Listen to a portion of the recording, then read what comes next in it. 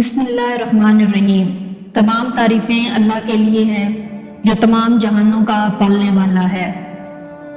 وفات سے 3 روز قبل جبکہ حضور اکرم صلی اللہ علیہ وسلم ام المومنین حضرت میمونہ رضی اللہ تعالیٰ عنہ کے گھر تشریف فرما تھے، ارشاد فرمایا میری بیویوں کو جمع کرو۔ تمام ازواج مطہرات جمع ہو گئیں تو حضور اکرم صلی اللہ علیہ وسلم نے ارشاد فرمایا کیا تم سب مجھے اجازت دیتی ہو کہ بیماری کے دن میں عائشہ کے ہاں گزار لوں؟ سب نے کہا اے اللہ کے رسول آپ کو اجازت ہے۔ پھر آپ نے اٹھنا چاہا لیکن اٹھ نہ پائے تو حضرت علی ابن ابی طالب اور حضرت فضل بن عباس رضی اللہ تعالیٰ عنہ آگے بڑھے اور نبی کریم صلی اللہ علیہ وسلم کو سہارے سے اٹھا کر سیدہ میمونہ رضی اللہ تعالیٰ عنہ کے حجرے سے سیدہ عائشہ رضی اللہ تعالیٰ عنہ کے حجرے کی طرف لے جانے لگے۔ اس وقت صحابہ کرام رضوان اللہ علیہ و اجمعین نے حضور اکرم صلی اللہ علیہ وسلم کو اس بیماری اور کمزوری کی حالت میں پہلی بار دیکھا تو گھبرا کر ایک دوسرے سے پوچھنے لگے رسول اللہ کو کیا ہو گیا، رسول اللہ کو کیا ہو گیا۔ چنانچہ صحابہ مسجد میں جمع ہونا شروع ہو گئے اور مسجد نبوی میں ایک رش لگ گیا۔ حضرت کا پسینہ شدت سے بہہ رہا تھا۔ حضرت عائشہ رضی اللہ تعالیٰ عنہا فرماتی ہیں میں نے اپنی زندگی میں کسی کا اتنا پسینہ بہتے نہیں دیکھا، اور فرماتی ہیں کہ میں رسول اللہ کے دست مبارک کو پکڑتی اور اس کو چہرہ اقدس پر پھینکتی، کیونکہ نبی کریم صلی اللہ علیہ وسلم کا ہاتھ میرے ہاتھ سے کئی زیادہ محترم اور پاکیزہ تھا۔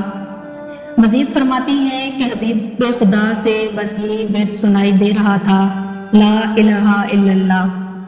بے شک موت کی بھی اپنی سختیاں ہیں۔ اسی اثنا میں مسجد کے اندر سے حضرت صلی اللہ علیہ وسلم کے بارے میں خوف کی وجہ سے لوگوں کا شور پڑنے لگا۔ نبی کریم صلی اللہ علیہ وسلم نے دریافت فرمایا کہ یہ کیسی آوازیں ہیں؟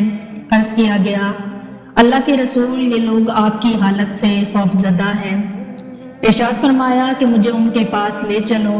پھر اٹھنے کا ارادہ فرمایا لیکن اٹھ نہ سکے تو آپ صلی اللہ علیہ وسلم پر 7 مشکیزیں پانی کے بہانے لگے۔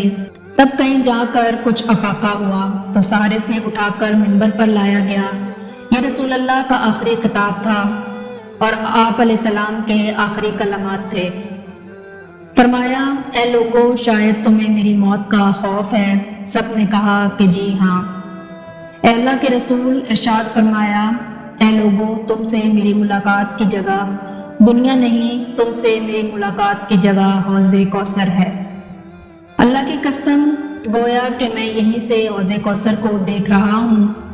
اے لوگو مجھے تم پر تنگ دستی کا خوف نہیں بلکہ مجھے تم پر دنیا کی فراوانی کا خوف ہے کہ تم اس کے معاملے میں ایک دوسرے سے مقابلے میں لگ جاؤ گے جیسا کہ تم سے پچھلی امتوں والے لگ گئے تھے، اور یہ دنیا تمہیں بھی ہلاک کر دے گی جیسا کہ انہیں ہلاک کر دیا تھا۔ پھر مزید ارشاد فرمایا اے لوگو نماز کے معاملے میں اللہ سے ڈرو، اللہ سے ڈرو۔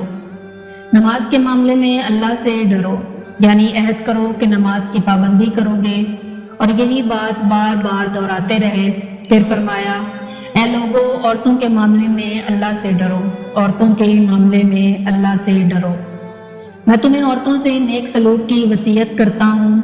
مزید فرمایا اے لوگو ایک نیک بندے کو اللہ نے اختیار دیا ہے کہ دنیا کو چن لے یا اسے چن لے۔ جو اللہ کے پاس ہے تو اس نے اسے پسند کیا جو اللہ کے پاس ہے۔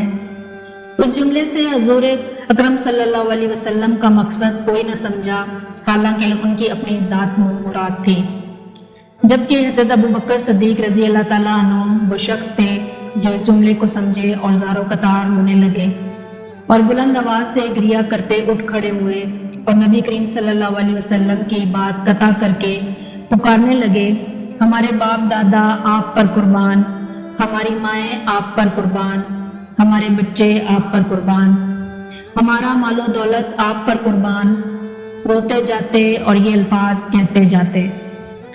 صحابہ کرام رضوان اللہ علیہ و اجمعین ناگواری سے حضرت ابو بکر صدیق رضی اللہ تعالیٰ عنہ کی طرف دیکھنے لگے کہ انہوں نے نبی کریم صلی اللہ علیہ وسلم کی بات کیسے قطع کر دی۔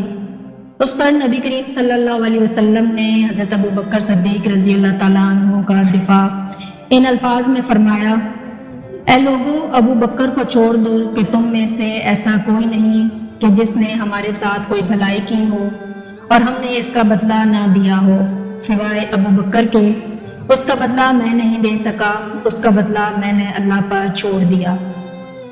मस्जिद नबी में खुलने वाले तमाम दरवाजे बंद कर दिए जाएं सिवाय अबू बकर के दरवाजे के, जो कभी बंद ना होगा।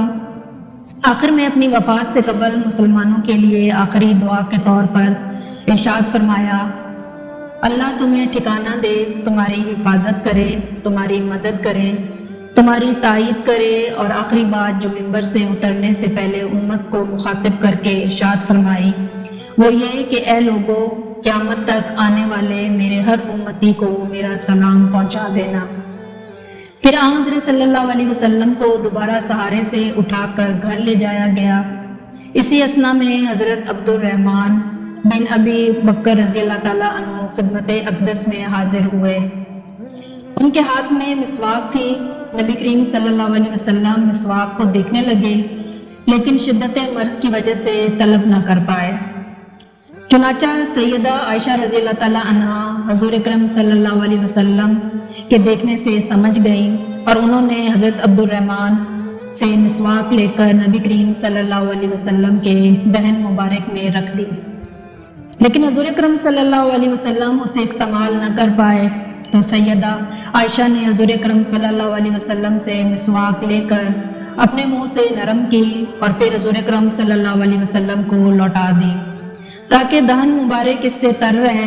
फरमाती हैं, आखिरी चीज़ जो नबी करीम सल्लल्लाहु अलैहि वसल्लम के पेट में गई वो मेरा लाब दहन था, और ये अल्लाह तबारक ताला का मुझ पर फजल ही था कि उसने विसाल से कबल मेरा और नबी करीम सल्लल्लाहु अलैहि वसल्लम का लाब दहन यकजा कर दिया।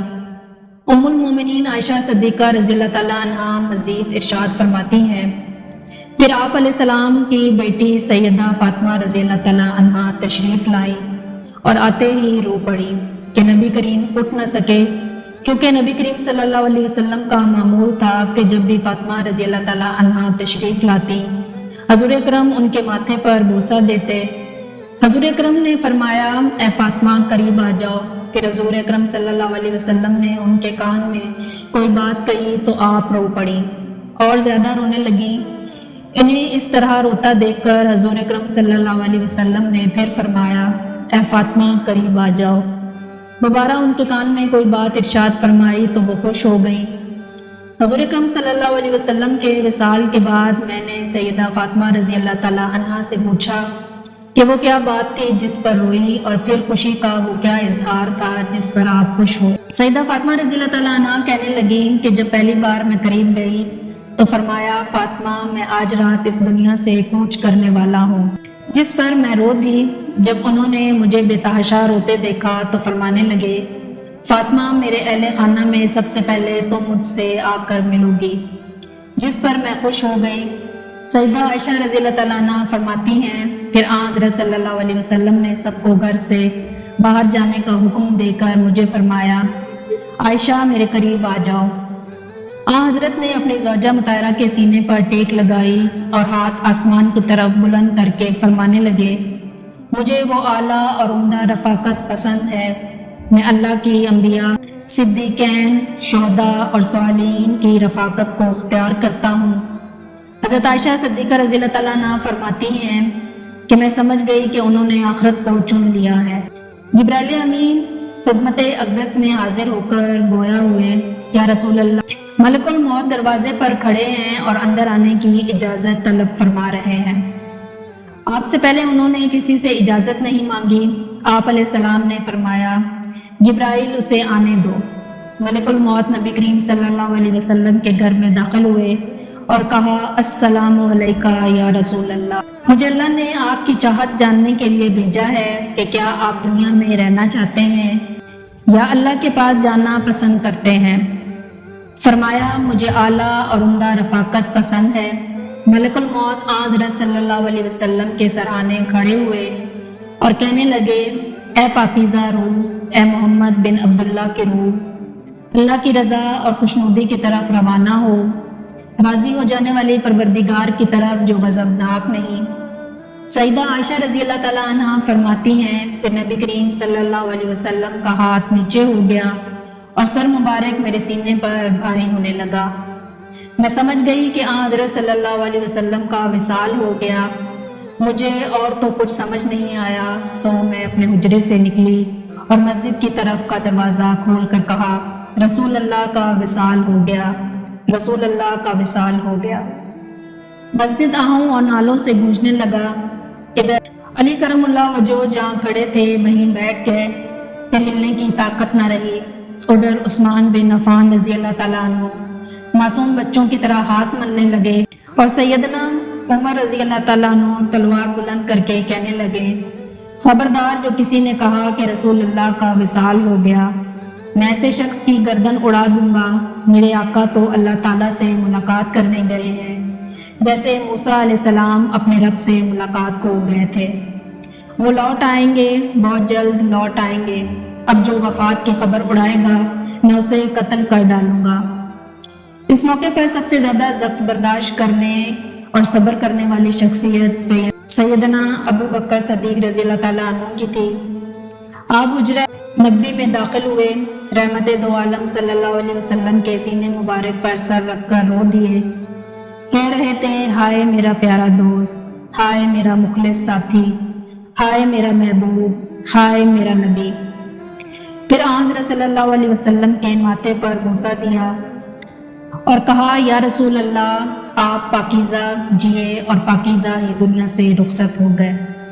سیدنا ابو بکر صدیق رضی اللہ تعالیٰ عنہ باہر آئے اور خطبہ دیا، جو شخص محمد صلی اللہ علیہ وسلم کی عبادت کرتا ہے، سن رکھے حضرت صلی اللہ علیہ وسلم نے دنیا سے پردہ فرما لیا ہے، اور جو اللہ کی عبادت کرتا ہے وہ جان لے کہ اللہ تعالیٰ کی ذات ہمیشہ زندگی والی ہے، جیسے موت نہیں۔ سیدنا عمر رضی اللہ تعالیٰ عنہ کے ہاتھ سے تلوار گر گئی۔